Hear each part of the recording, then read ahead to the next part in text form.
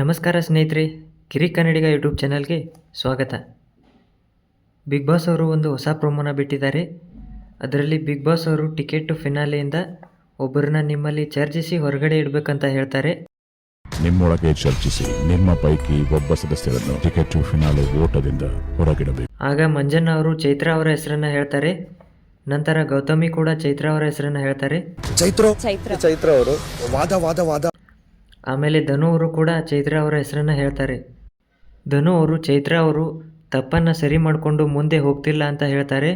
ತಪ್ಪನ್ನ ಸರಿ ಮಾಡಿಕೊಂಡು ಮುಂದೆ ನಡೆಯೋ ಗುಣ ಏನಿದೆ ಅದು ಅವರಲ್ಲಿ ಇಲ್ಲ. ನಂತರ ಎಲ್ಲರೂ ಟಾರ್ಗೆಟ್ ಮಾಡಿ ಈಸಿಲಿ ಪ್ಲಾನ್ ಮಾಡ್ತಾರೆ ಅಂತ ಚೈತ್ರ ಅವರು ಹೇಳ್ತಾರೆ. ಒಬ್ಬರನ್ನ ಟಾರ್ಗೆಟ್ ಮಾಡಿ ಈಸಿಲಿ ಪ್ಲಾನ್ ಮಾಡ್ತಾರೆ. ಆಗ ಎಲ್ಲರೂ ಚೈತ್ರ ಅವರ ಹೆಸರನ್ನ ತಗೊಳ್ತಿದ್ದಾರೆ ಅಂದರೆ ಅವರು ರಿಪಿಟೇಟಿವ್ ಆಗಿ ತಪ್ಪನ್ನು ಮಾಡ್ತಿದ್ದಾರೆ ಅಂತ ಗೌತಮಿ ಅವರು ಹೇಳ್ತಾರೆ. ಎಲ್ಲರೂ ಒಂದು ಹೆಸರು ತಗೋತಿದ್ದಾರೆ ಅನ್ನೋದಾದ್ರೆ ಅವ್ರ ಕಡೆಯಿಂದ ರಿಪಿಟೇಟಿವ್ ತಪ್ಪಾಗ್ತಿದೆ ಅಂತ. ಆಗ ಚೈತ್ರ ಅವರು 100 ದಿನಾನು ಮನೇಲಿ ನೋಡಿದ್ದೇ ಇದೆ ಅಂತ ಹೇಳ್ತಾರೆ. ನನಗೆ ಆಡೋಕೆ ಕೊಡ್ತಿಲ್ಲ ಅಂತ ಹೇಳ್ತಾರೆ ಮತ್ತು ಟಾರ್ಗೆಟ್ ಮಾಡಿ ಆಟದಿಂದ ಹೊರಗಡೆ ಇಡ್ತಾರೆ ಅಂತ ಹೇಳ್ತಾರೆ.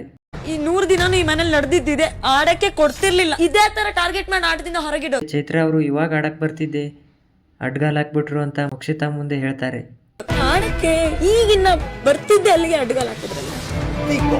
ರಾತ್ರಿ 9:30 ನೋಡಿದ್ರಲ್ಲ ಸ್ನೇಹಿತರೆ, ಟಿಕೆಟ್ ಟು ಫಿನಾಲೆಯಿಂದ ಚೈತ್ರ ಅವರು ಹೊರಗಡೆ ಇದ್ದಾರೆ.